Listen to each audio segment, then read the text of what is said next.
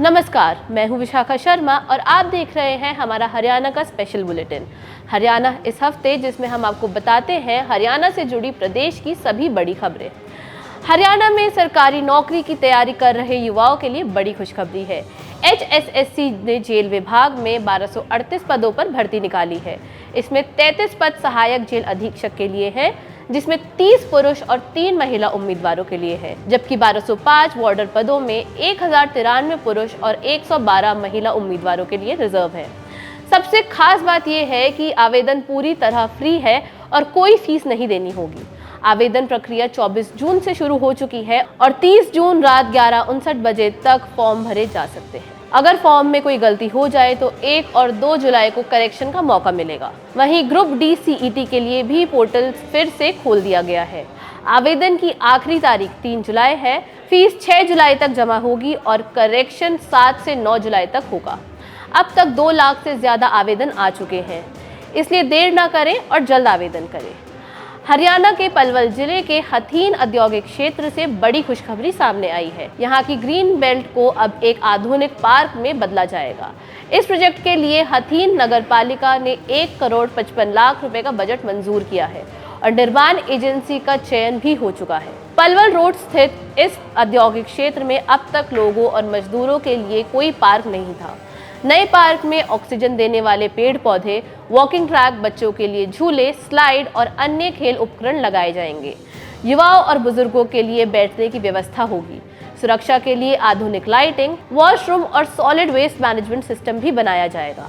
पलवल नगर निगम के मुताबिक 1.55 करोड़ की लागत वाला ये पार्क जल्द शुरू होगा और शहर की नई पहचान बनेगा। हरियाणा के लोगों के लिए बड़ी खुशखबरी है। फरीदाबाद को जेवर में बन रहे नोएडा इंटरनेशनल एयरपोर्ट से जोड़ने वाला 31.425 किलोमीटर लंबा ग्रीनफील्ड एक्सप्रेसवे तेजी से बन रहा है। साल 2022 में शुरू हुई इस प्रोजेक्ट का 73% से ज्यादा काम पूरा हो चुका है और इसे अप्रैल 2027 तक तैयार करने का लक्ष्य है। ये expressway DND KMP expressway, Faridabad Ballabhgarh bypass और दिल्ली मुंबई एक्सप्रेसवे को जोड़ेगा, जिससे दिल्ली, फरीदाबाद, पलवल और गुरुग्राम के लाखों लोगों को फायदा मिलेगा। फरीदाबाद के 30,000 से ज्यादा उद्योगों को भी नई ताकत मिलेगी। यमुना के पास 9,000 एकड़ में प्रस्तावित IMT और जेवर एयरपोर्ट के बीच दूरी सिर्फ 10 से 15 मिनट रह जाएगी। इससे निवेश, रोजगार और रियल एस्टेट सेक्टर में बड़ा बूम आने की उम्मीद है। कुल मिलाकर ये एक्सप्रेसवे पूरे NCR की तस्वीर बदल सकता है। हरियाणा का नक्शा आने वाले सालों में पूरी तरह बदल सकता है। रीजनल प्लान 2041 के तहत पूरे NCR को 3 हिस्सों, कोर NCR, मिडिल NCR और आउटर NCR में बांटने का प्रस्ताव है। केंद्रीय मंत्री मनोहर लाल की अध्यक्षता में हुई बैठक में इस पर चर्चा हुई। नई व्यवस्था के तहत सख्त प्रदूषण और निर्माण नियम मुख्य रूप से कोर NCR में लागू होंगे, जबकि दूर के जिलों को राहत मिल सकती है। हरियाणा में महेंद्रगढ़, भवानी, जींद, करनाल और पानीपत को NCR से बाहर करने की मांग रखी, लेकिन इसे मंजूरी नहीं मिली।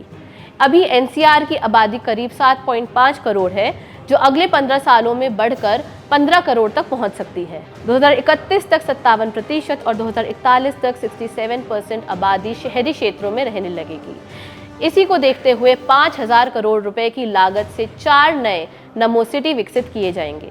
साथ ही लक्ष्य है कि दिल्ली और प्रमुख NCR शहरों के बीच सफर सिर्फ 30 मिनट में पूरा हो सके। हरियाणा और राजस्थान के बीच लंबे समय से चल रहे यमुना जल विवाद का अब समाधान होते दिख रहा है। नई दिल्ली में केंद्रीय जल शक्ति मंत्री CR पाटिल की अध्यक्षता में हुई बैठक में हरियाणा के मुख्यमंत्री नायब सिंह सैनी और राजस्थान के मुख्यमंत्री भजन लाल शर्मा ने हिस्सा लिया। दोनों राज्यों के बीच आगामी सोमवार को यमुना जल बंटवारे को लेकर नए MOU पर साइन होंगे।